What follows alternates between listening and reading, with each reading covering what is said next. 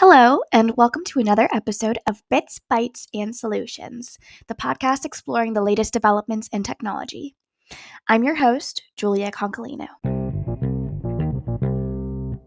I am joined today by David Lopez. David Lopez is the Director of Education Strategy for ScreenBeam. So I would love to kind of learn a little bit more about your background. What does your role look like in the education tech space?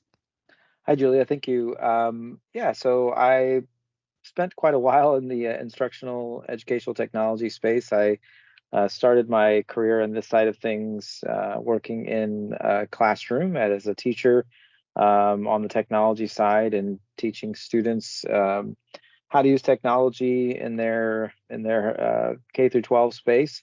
Worked a lot with students in computer labs and different models around um, learning computer language and other things along those lines. And then worked my way into working at a district level with a large district here in Tampa in Hillsborough County, um, and training teachers on the use of technology in the classroom. It's always been something that has come natural to me. So technology and kind of using it and figuring things out has been part of. Wasn't necessarily the where I started out with my degree, but it was something that has come really easy to me and continued to work as many things have done what I enjoy to be what I enjoy doing. Um, After that, working for the district in different ways has probably been about almost 20 years since I've started there. I went to work for Microsoft in the same area in working with teachers and training teachers in different parts of the United States, as well as on a global level. Did some work over in Malaysia, in Europe, and Canada, Puerto Rico, and other places.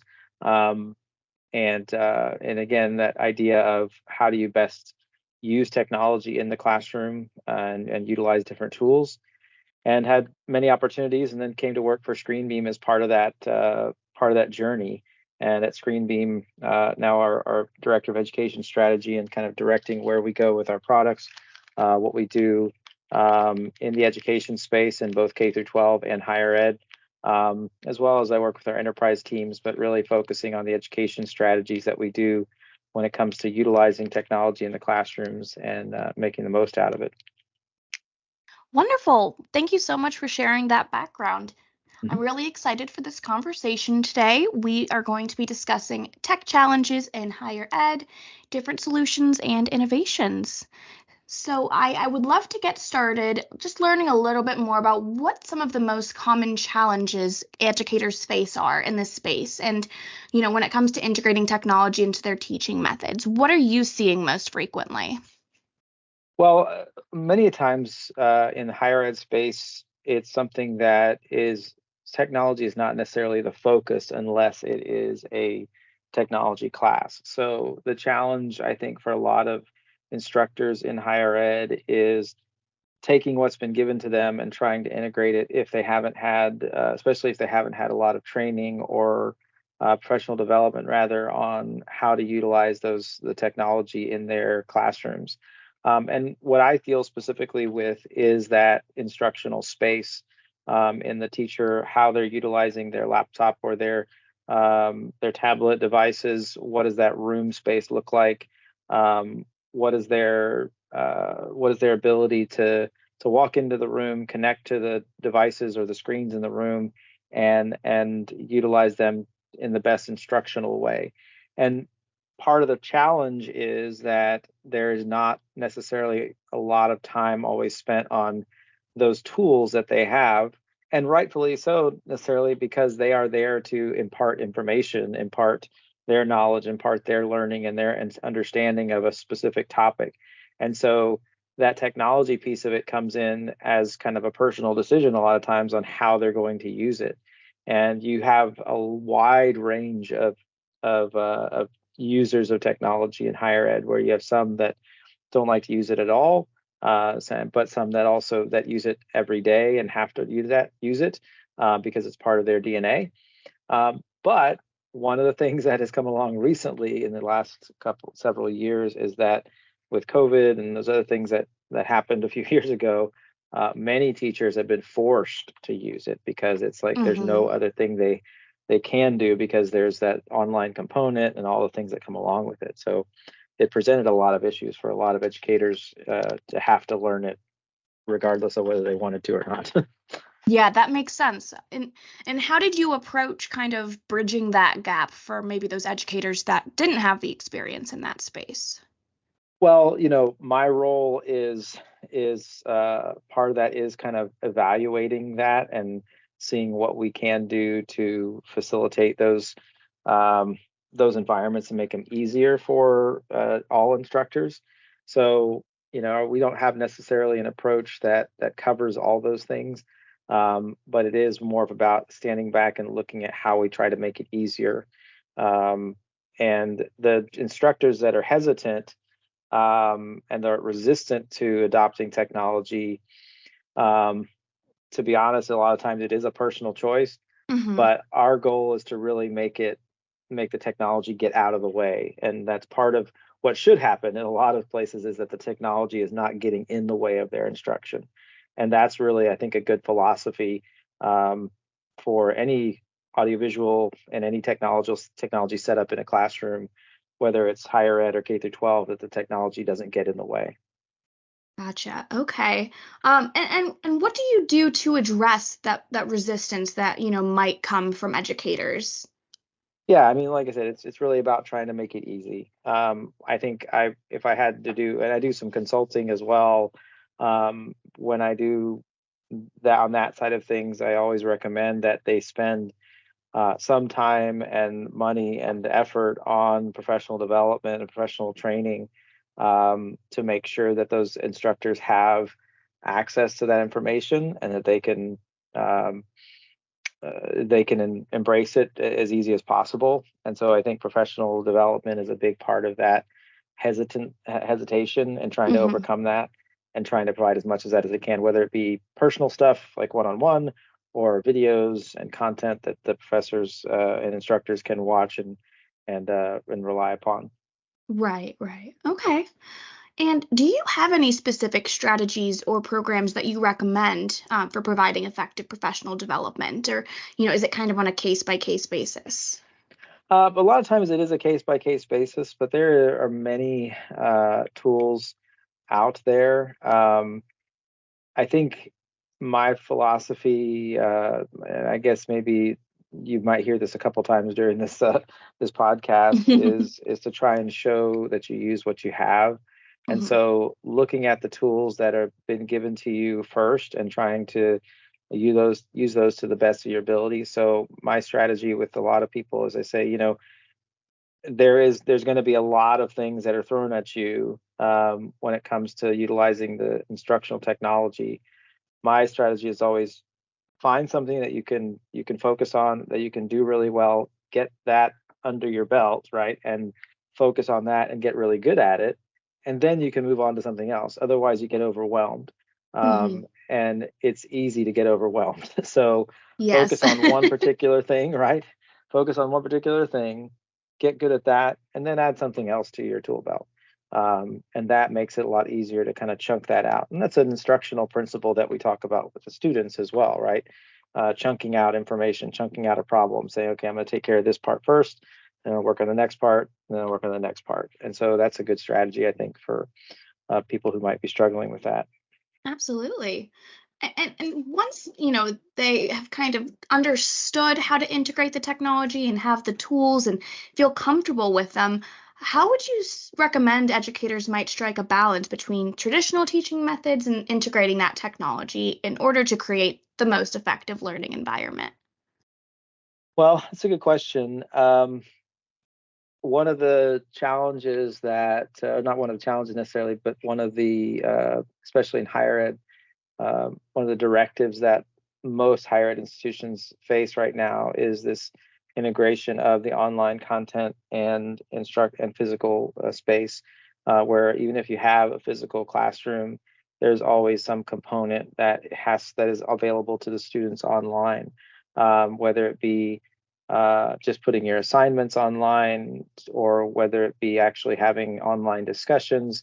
your syllabuses or syllabi, if you will, those kind of things. That's pretty common in most higher ed institutions right now. Hmm. Um, the thing I recommend is really evaluating if you're against using those tools or if they're difficult. Uh-huh. Really look at the value that brings to you on the long term, because there is a significant amount of value. Because um, instead of always having everything in person, it allows you to place content, resources, things that students might normally come to you, um, on a regular basis and get it over and over and over again. If you can place all that content in that online space, which you've been given, there's a significant amount of time you get back. So my strategy really would be to say, look at the time that this online content can save you, and really look at it, um, and then evaluate how much time you want to spend doing that, so that, yes, up front it might take you more time to set it up, but in the long run you're going to get that back.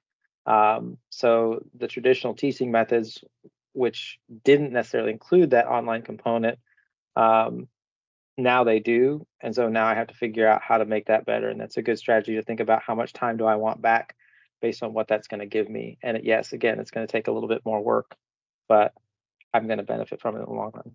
Absolutely. I recall, so I graduated in the COVID year from college. Mm. So that was my senior year of undergrad. And, Oh, I'm and I so sorry. remember, it's one of those things, it's a blessing and a curse at the same time. But Sure. I remember a lot of the professors were, you know, not prepared for that because no one really understood, how hard we were going to get hit with it. And as a student, when teachers started putting their lectures online and those became readily available, I will say I really enjoyed being able to access the lectures at any given time. Right. Taking notes in person is obviously great, and it's nice to have that in-person experience, but having everything at your fingertips at any given moment, I think that changed the education space quite a bit, in Hmm. terms of, how certain students may prefer online courses to going in person, and finding what works best for you in that space. So that Hmm. was just, my own finding was I really liked having access to the lectures and the resources at any given time because the classes were being recorded in advance. Yeah, it did make a huge difference for a lot of people. And it did provide kind of a jump start to the whole world of education that wasn't up to speed with that stuff yet, and kind of Hmm. forced everybody into that realm, which was one of, if you could say there was good things about COVID, that would be maybe one of them. um, but from our perspective, from what we do at ScreenBeam and some of the things that we do, we also deal a lot with that physical environment, really, right? And so again, in that physical space, it's about me being comfortable. It's about me being what I call agile in the classroom. Hmm. And if the teacher nowadays, especially with the lack of attention span of a lot of Yeah. students, if I'm really trying to be a good instructor and trying to give value to my students about my job and who I am, I need to find ways to teach in that moment, to not always be stuck in the front of the room. Because again, you by the time you're the class by the time many students even get to class nowadays, many of them are coming to class with hearing loss, so you got to have also, because people have earbuds stuck in their ears all the time. So Hmm. you have this need to figure out either voice amplification systems that have to be in the classroom, which help a lot, right? But also that ability to go out and move amongst your students and talk and be in that teaching, what I call teaching in the power zone, where I can be flexible with how I am in the classroom itself. So it's not just about the technology and the tools, it's also about the physical space that you're trying to create in the classroom environment. And that can also help teachers, but you have to be mindful of that when schools are thinking about, how do I build my classes? How do I make them more comfortable? How do I make them more friendly to instruction? That's really interesting. And, something that just made me think of is, I'm sure so many different ways that you can modify technology use in order to make it accessible to students who, might have different impairments. And that might have been something, when COVID first hit and everyone was transitioning, that maybe wasn't thought about. Hmm. If there are deaf students who are used to being able to read lips, Mm. or just Oh any yeah. other situation, it's it is very important to take those things into consideration. But I think, when everything was thrown at, everyone at once, and everything had to be adapted immediately, that might have taken the back burner. Oh yeah, definitely. That definitely was something that people had to catch up with. But in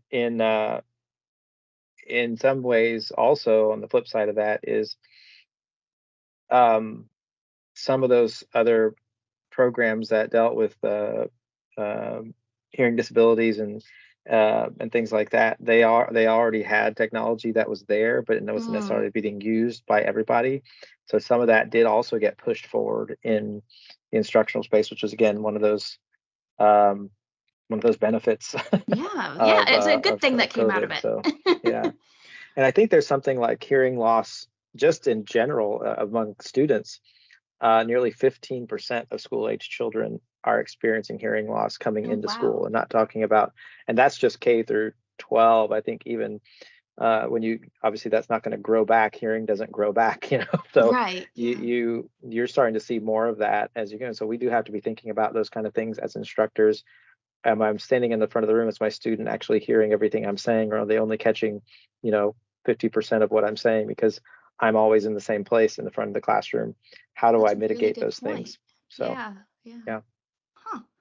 Yeah, these are just things that I, haven't really given much thought to, just, being that I'm not in that space as a student anymore. So, Yeah. so, Yeah. it's definitely, it's interesting to hear, and I can see the importance of, changing where you are in the room for amplification purposes and things like that, but just something I'd never even considered. Yeah. Very cool. Well, I would love to hear, kind of your thoughts on data privacy. When with the increasing use of technology being used in education, do teachers ever have concerns related to data privacy and security, or do students, or do even parents bring up concerns when it comes to data privacy with the use of so much technology now in the education space? Definitely. I mean, it's a very difficult place to navigate when it comes to keeping your information private. You do see obviously a lot more breaches and attacks. I think a lot of schools and educational institutions see that on a much more regular basis now because of the amount of data that they're collecting, and because it's certainly something that people might want to use for nefarious purposes. Um, so I think a lot of that, when it comes to mitigating some of those things, you know, a lot of times security comes down to the human element, and Hmm. that's very hard to to fix. You To can apply, regulate and yeah, you can apply all the firewalls and multi-factor authentication and things like that you want to, uh, which have helped, I think. But the human element is, in the what do they call it, social engineering that people use to break Mhm. those things is very real, and it's just getting it's getting worse and worse. So yeah, educators, I think teachers have to be concerned about those things, um, and it's about from an educational institutional side of things.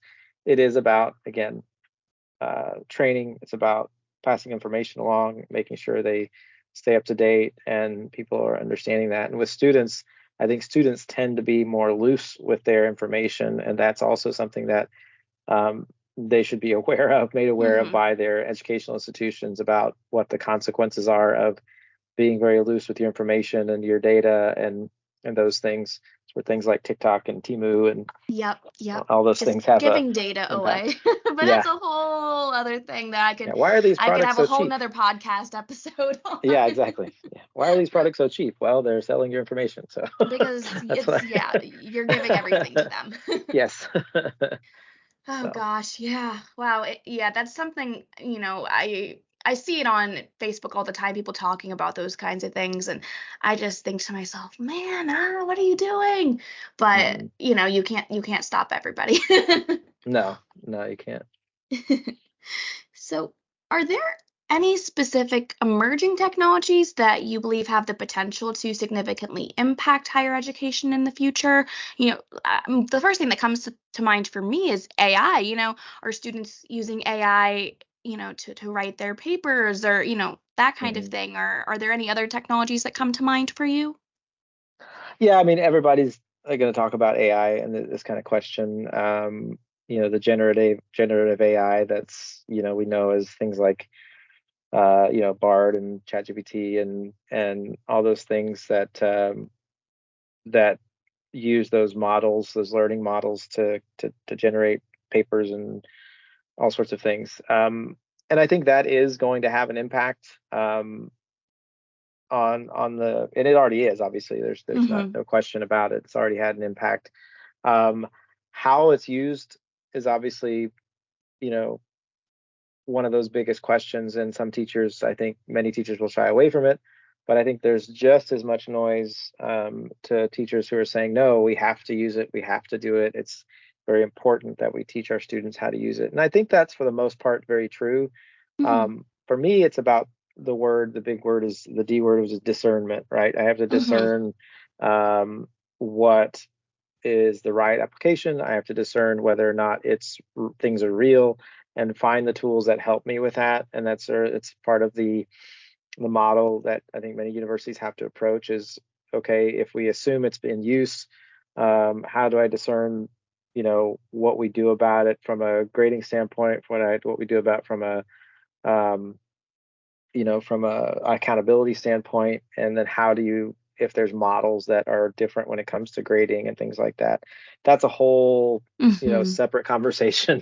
That's Yes. hard to, it's hard to encapsulate in one question. But I think that's one of the biggest things that's obviously out there. If I were to point to something else that's not the typical generative AI or typical AI conversation, you know, i- it's about probably about the amount of technology, like hardware, that students carry around with them and how we leverage that, right? Because, Yeah. you know, uh, how are you leveraging that as an instructional institution? The fact that the cell phone that we carry around today is more computing power than launched the first space shuttle that was in the first space shuttle, right? So, I mean, Wow. Yeah. that's Yeah. it's a true statement since years ago, right? So now, Mm-hmm. so, you know, okay, so if I carry around all that with me, um, how can I leverage that? And I can do things like, when it comes to assessments, gaining information from my students, allowing them to get feedback in class, live feedback, other things like that. There's lots of power in the hands, that they carry around with them. So how do I leverage that um, and make that part of my instruction, uh, and let students utilize that because they use it every day anyway. So figuring out those Yeah. kind of things is important. Do you ever, you know, run into this? And I'm sure it's less common now than it was when I was back in, middle or high school. But, when teachers are incorporating more technology and say they do an online survey, like go to this website and answer this question, or text Mm-hmm. this number and answer the question, and, Mm-hmm. they use that as a technology tool.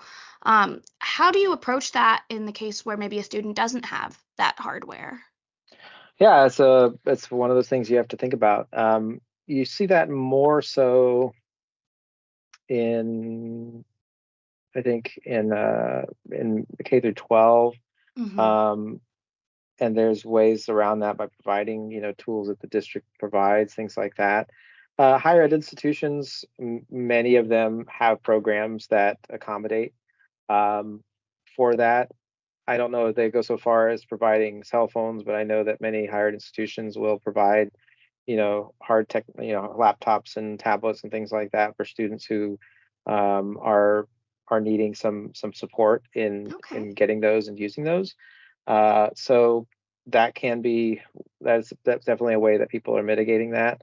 Um, yeah, so That's great. That's good to know. One thing that just thinking about it, I know we talked about it very, very briefly, but when I was a student, AI, was I'm sure it was around, but it wasn't easily Yeah, accessible. yeah, And just thinking about not the how same I would thing. have used it as a student, I wouldn't have had it write my papers, but it probably would have helped me come up with topics for papers much more easily. Or, thesis statements or whatever it might be. So, Hmm. I don't want to say AI is terrible because it's not. It's a great tool and it's a great resource, but it's just where's that line of using it versus abusing it, in the education space in particular. Yeah, there can be harm done by it. I think much of that harm comes from assumptions that it is correct, right? So your Mm-hmm. assumption that when you put in a prompt and put in some information that you're getting, you know, correct information. And there's been many things that have happened recently. I've shown that there's easy ways to just it just makes things up, right? Sometimes Mm-hmm. it just makes things completely out of thin air. Yeah. And so that is one of those major pitfalls that can happen, and really or even harmful content, right? So uh, there there are rules in place. I think there's certainly some policymakers that have tried to apply, global or national policies around what you know what kind of things you can do to curb that type of misinformation, um, or false information, etc. Mm-hmm. Um, it's hard to say. I mean, I think students being able to use it to prompt is really good, right? To Yeah. prompt, Yeah. I'm having trouble formulating a couple of ideas about things. How do I do that? And then, kind of learning how to ask those questions. And there are a lot of resources for students right now that they can go in and say, hey, this is how I would do that better. I know Microsoft has programs around those. Google has programs around that are free courses that help students and teachers. And I think that I would definitely encourage students and teachers to take those, free courses to just grasp that a little better. And then you're not just going into it as if you're just using a regular search engine, because it's really, even though it's very, very much related to that, it's not the same thing. And Mm-hmm. so understanding how to do that better is very important. Yeah, absolutely. That makes sense. Awesome. Well, I would love to transition into a different area of questioning. Are there any collaboration or communication tools that you find to be effective when facilitating interaction and engagement among students and educators? Um, yeah, I mean, we kind of touched on it a little bit with, Mm-hmm. quizzing and polling tools that tend to be on the fly, and Yeah, yeah. even within things that people are used to using, like PowerPoint and other tools that are more common. There's plenty of plugins and resources that are available that exist within those more common programs. So I think exploring those that are more embedded into familiar tools is really important and easy for teachers to transition into those things. Mm-hmm. um, I think for selfishly, when I look at that collaboration space, um, that in the physical world, I think obviously what part of what we do is provide a way for what we do I call it equity of connectivity, right? I can walk into any room, to any screen, and just wirelessly connect to a screen to share information, whether it be in a classroom or a conference room or a huddle room where I sit down with a couple of people and I can just share content to the screen to be able to, you know, display what I've been working on and also see what others have been share or want to be able to share.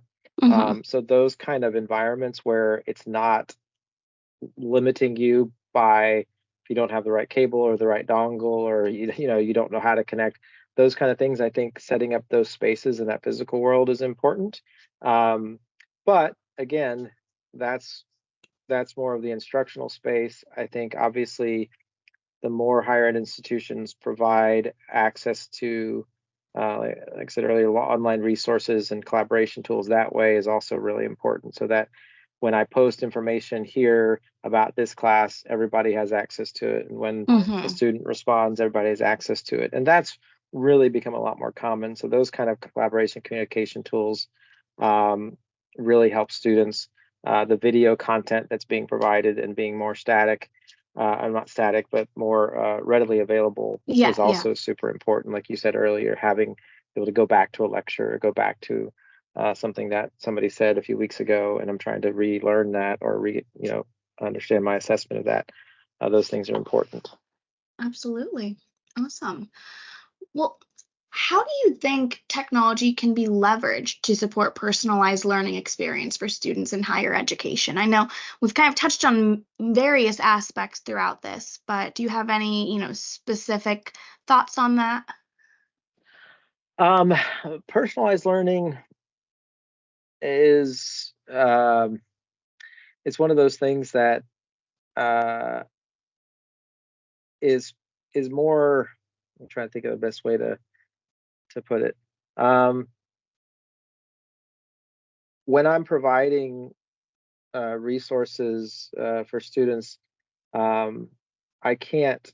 Most teachers, obviously, especially in higher ed, they can't give that personalized learning model with where it becomes, you know, I'm focusing on specifically what your needs are in my class, just because the scale and scope of most university classes and higher institutions Mm-hmm. are not that way.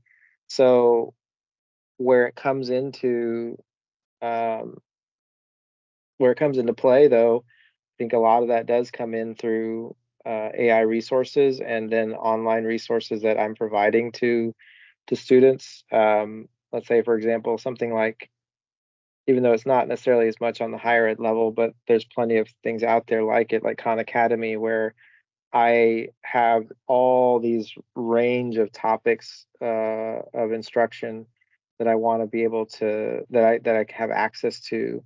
If I, as an institution, can provide a library of sources or things like that, let's say somebody's having trouble or struggling with a particular subject in my class, having access to that library of resources and saying, hey, I can't provide it to you, individually myself, but here's a vetted list of things that, I know are good resources.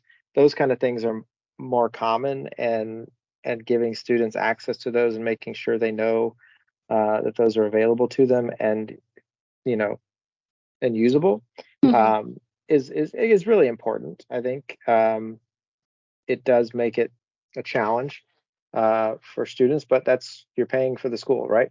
Yeah, You yeah. have to. We can't equate that necessarily with K through 12 because the student has a vested interest in doing that. They're paying money or they're, you know, doing that, so we have to treat it a little bit different. But Okay. Yeah, definitely. So another thing that we talked about earlier was, and in regards to AI is, how can they discern what's from AI and what's not, and being able to make those differentiations. Um, Another thought that comes to mind is, technology obviously can help with the feedback and assessment processes. I, remember turning in papers to turnitin.com, and it mhm, it shows like plagiarism trackers and things like that. Are there any mhm. other tools or approaches that you've seen succeed when it comes to providing feedback and assessments? Um, Peer review is sometimes good. I think that's one of the things that's often utilized in online courses where your peers take a look at, your submissions and give feedback to you. So that's been around for a long time. Hmm. Maybe a different vehicle through, learning management systems that you have access to do that now. But that's pretty common. I think, yeah, the tools that you mentioned, like Turnitin, and there's many like Grammarly. I know a lot of people Hmm. are utilizing that tool Grammarly right now to help, hone stuff that normally would take, a long time for somebody else to do. That Hmm. Grammarly, I know tools like that are now working on the fly while you're typing, while you're, while you're writing, which I think those can be certainly really helpful. And those, I think, is a type of AI that's more of that machine learning side of AI Hmm. versus generative AI. Yeah. Those type of tools certainly are very valuable and can be useful. Um, and I would say that type of assessment is a way for a teacher and the tools that are even built into Word and other things like that, where they can look at a paper and say, oh, this is, there's some issues with it, or do that. But in reality, sometimes assessment is also a much different view of things. A mastery of a subject isn't always, can I write a paper about it, right? So there's many different ways that are not technology based that um, students and teachers have to interact, and we all have to find different ways to do that depending on what the subject is. So Yeah, that makes sense for sure. Okay. So thinking about, education and infrastructure as a whole, I'm sure that many educational institutions face infrastructure challenges when it comes to, adopting different technology. mhm. How would you recommend overcoming these challenges or working with these challenges in order to ensure the adoption of technology in higher ed?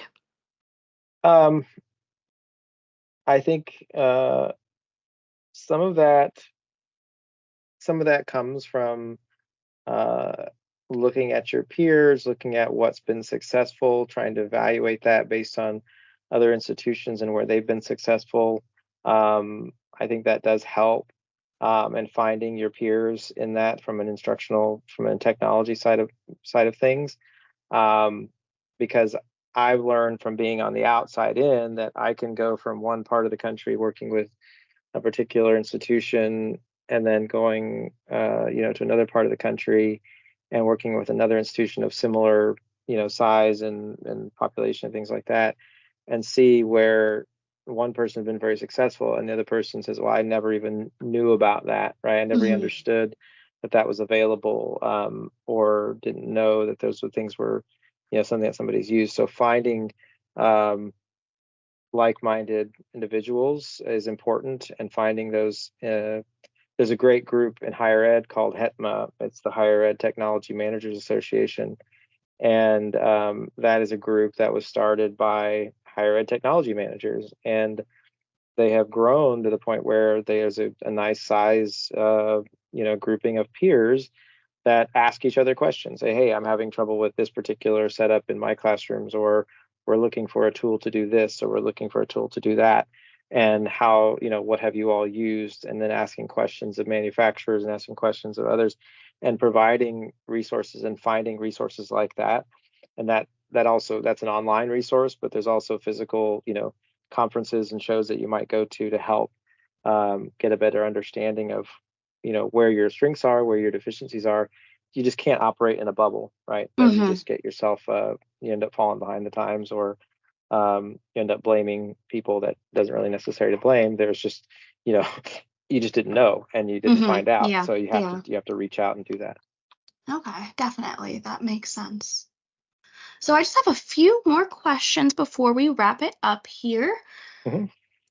How do you see the integration of technology in higher ed differing across global contexts? And, you know, are there lessons that can be learned from diverse approaches? I know you were just talking about, obviously just geographically, Mhm. there are many differences that you can find.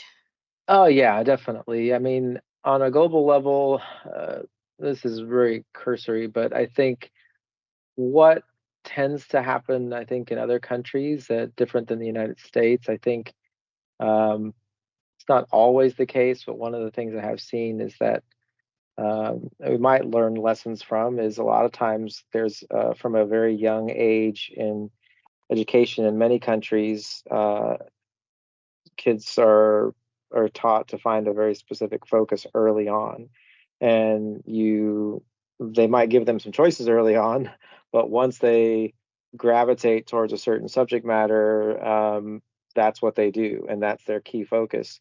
And some of the other uh, subject matter might fall off to the side, but they are very laser focused on a particular thing, like chemical engineering, or uh, you know architecture or something like that. It's very laser focused in their instructional path, and many things not as diverse, but it does give them uh, a very powerful laser focused strength. So I think that tends to happen a lot more in other countries where you see that in instruction. The technology side of things then becomes very secondary, and it becomes more about the content. And I think that's something we can certainly um, make sure that we don't lose that if we're trying to integrate all this technology and things like that, but we Right. lose focus on what the real content is.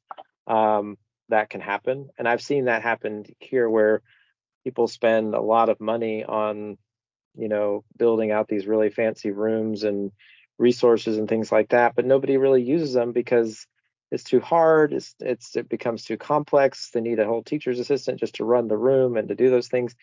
Really, it shouldn't be that way. It should be easy to use. Your instructional technology should be easy to use.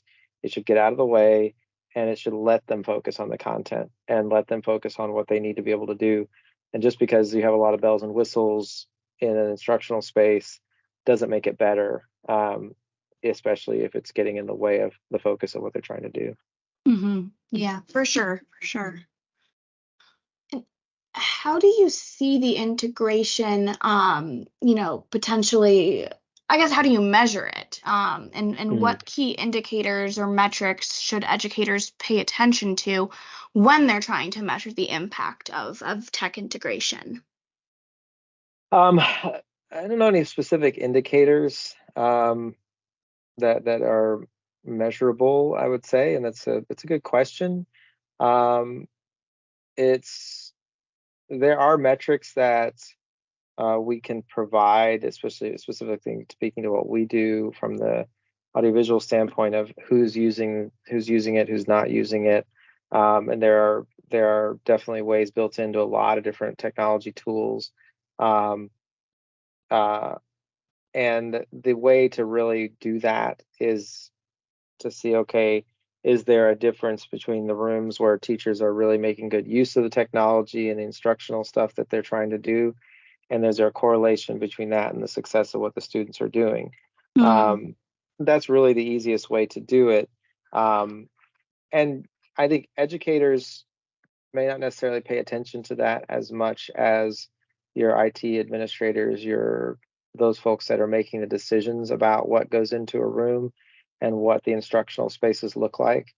Um, we've seen that in our business, and a lot of times replacing old technology, you do see that, okay, once I've replaced that, now I'm actually seeing people start to use more of our tools that they have, and then that in turn can affect how students perform in that class because they're listening differently, they're listening better, they're seeing things more than they did before, or they're getting more examples put in front of them, things along those lines. I think there certainly can be some correlation, but it does take someone focusing on that specifically to know what that is. right, right. Yeah, definitely. And just if you're looking purely at, okay, let's take COVID for example, where teachers had to completely switch to online instruction. Did Hmm. grades get worse? Did they get better? And Right, right.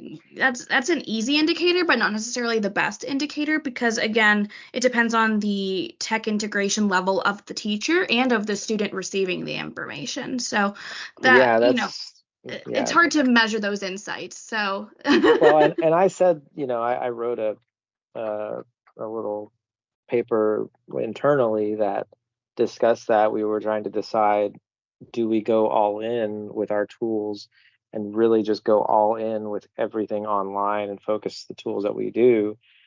But I know from experience and just not only personal, but just knowing students that not everybody can perform well in an online class. mhm. Some people excel in those spaces and they do really well, but many people and many others do not. They just can't function that way.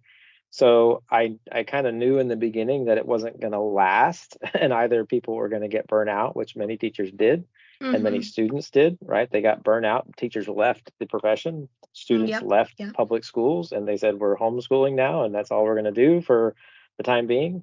And they just got rid of it all because you can't say that online learning can completely replace everything. So that was a big deal early on. You did see drop-offs, you did see performance loss, you did see students learning start to dive, because a good percentage of students just, it's not good for them. It doesn't work Yeah. for them. And trying to get a second grader to stay online all day is just Oh ridiculous. gosh, yeah. You can't do That's that. like asking them to stay still. They can't. Right. Yeah. So I mean, that's certainly something that you could look at going So back. I think it's definitely tech integration. It's probably, this is just an assumption, but it's probably more successful when it's not forced upon a Yeah, that's a good way to population put it. of students. Oh, I definitely agree. I think there's a good, that's a good way to put it. Oh man. Well, we're almost through these questions. Okay. I'm just getting so much nostalgia. That's just thinking back to my days as a student. Yeah, for sure. My final question, do you have any advice for educators looking to navigate this evolving landscape of new tech and just tech innovation in general within the higher education space? Yeah, it goes back. I think I kind of mentioned this earlier on. My mantra is, it goes like this: if you want more technology in your classroom, you need to show that you use what you already have. And that's, I think that it works for everybody, right? So if I have access to a certain number of tools and I'm using those, I need to show myself that I'm really good at using those tools. Let's just start with, I have a laptop and it has, you know, office tools on it, right? If I want to do more, I need to show that I'm actually using the things that I already have. I Mm-hmm. don't necessarily want to add more to that space. And this should be the case for those who are planning those things, right? The planning out what my teachers are doing, what am I providing for my teachers?